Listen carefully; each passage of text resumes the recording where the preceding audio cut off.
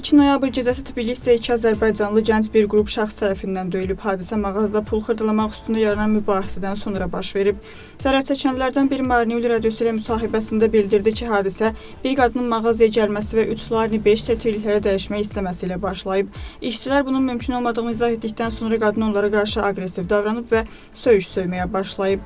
Gənc və dostu qadının mağazadan çıxmasını xahiş ediblər, ancaq o yenə də söyməyə davam edib. Daha sonra qadın mağazanı tərk edərkən işçiləri oğlunu çağıracağı ilə hədələyib.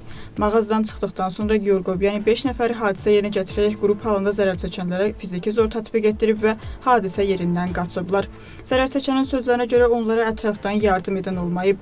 Qeyd edək ki, faktla bağlı Daxili İşlər Nazirliyi 6 nəfər saxlayıb. Bunlar 1970-ci il təvəllüdlü Mana Georgopyani və daha 5 nəfərdir.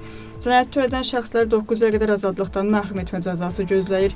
İstintaq Gürcüstan Cinayət Məcəlləsinin 325-ci və 126-cı maddələri ilə aparılır ki, həmin maddələr qrup halında zorakılıq və onun təşkilini nəzərdə tutur.